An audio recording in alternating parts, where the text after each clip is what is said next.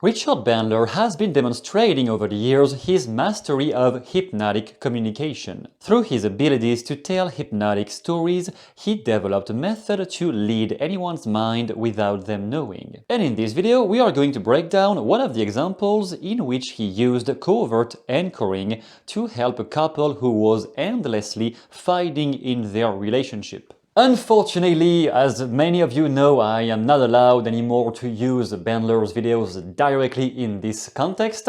However, I can do something else. Mention a story by Bandler that is written in the book Frogs into Princes. The reason is that I read this book again recently, and first of all I realized that the second part of the book on anchoring was the reservoir of literally almost everything I knew about anchoring. And I had forgotten that I got most of what I know of anchoring from that book. And in one of the examples, Richard tells a story of how he helped a couple with a pattern interrupt, which made me think again about your question, Eduardo, I think, where you asked about how can we use pattern interrupts in a conversation with a couple fighting, and I had made a video on this, but therefore I thought it was another great explanation, and we are going to break down how he is using anchoring to interrupt their conflict during the conversation. So this part is on page 90 of the book Frogs into Princes,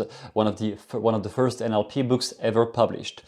He says, Bandler, whenever there are rigid and repetitive patterns or responses that you want to interrupt, you can begin by anchoring something unpleasant or attention-getting, and fire that anchor whenever the pattern or response occurs. He then explains, with a couple I saw once, his whole experience, the man, his whole experience in life was making constructed images of possibilities, and her, his wife, and her function in life was responding to anything he said by making an eidetic image of something that was similar and talking about how it did not work. I guess this rings a bell into many of the people you have met in your life, at least I can find many examples of this. So he would go, I want to make a skylight in the bedroom, and she would respond immediately, we were over at so-and-so's house and their skylight leaked.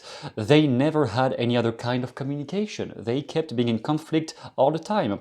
That was nonsense. So Bandler says, I did therapy with these two in my living room, and when I came in, I sat down and said, you know, I'm kind of a city kid, and living out here in the country, I'd had some real surprises. So already using the language of attention grabbing, surprises, I was impressed, noticing, all of this is the first step to catch people's attention. He continues, did you know that a rattlesnake came right through my living room, right there yesterday, right across the floor? It was the damnedest thing, and as I said that, Bandler, I looked down on the floor just behind their chairs and slowly followed an imaginary snake with my eyes as it went across the floor. Then the couple began to speak, and obviously they were speaking in the same conflicting way as usual. Whenever they would start to argue, I would look down at the floor again and they would stop, because that feeling of fear he had induced was repeated by the encore of his eyes looking like this at the floor. I began to encore their terror of snakes to having that conversation that is always ending in conflict. After about an hour of doing that, they didn't really have that conflicting conversation anymore. It was too unpleasant.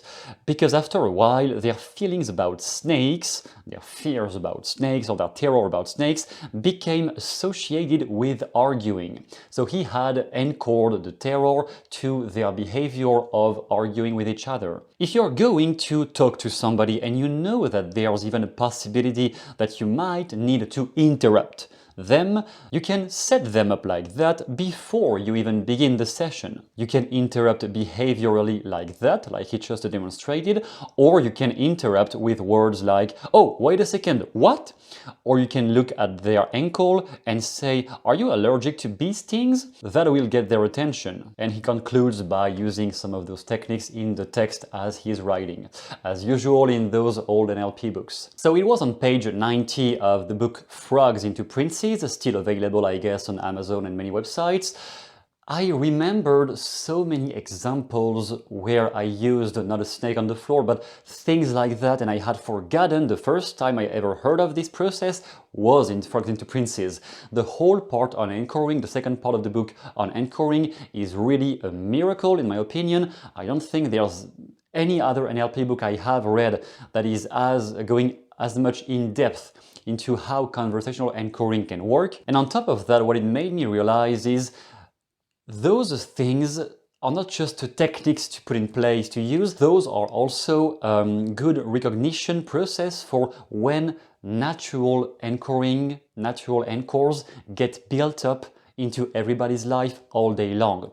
Sometimes people will get deadly scared of something and they don't even realize that they are the sole denominator causing their fear again, because they reinforce that in their head. But reading those descriptions back then made me more aware of those things and how people get themselves trapped into paralyzing thoughts and feelings just because they have rehearsed the wrong tonality of voice in their head or stuff like that. Then you can interrupt them much more easily because you notice at which point specifically are they starting to reinforce any kind of negative anchor in their life. And as a reminder, if you are in the mood of purchasing another book on top of Frogs into Princes, I have also published my new book, Magical Linguistics, that some of you have already acquired. Thanks a lot, it means a lot to me.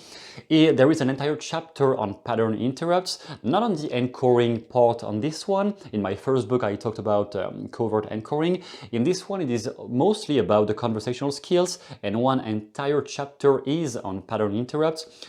How do they work? How can you make the conversation go your way? How can you interrupt somebody's trail of thoughts if they endlessly listen to themselves talking and never allowing you to speak?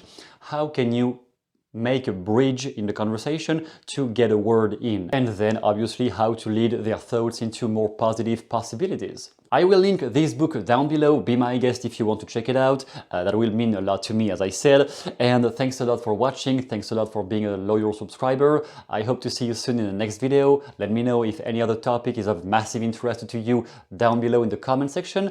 And see you soon. Thank you.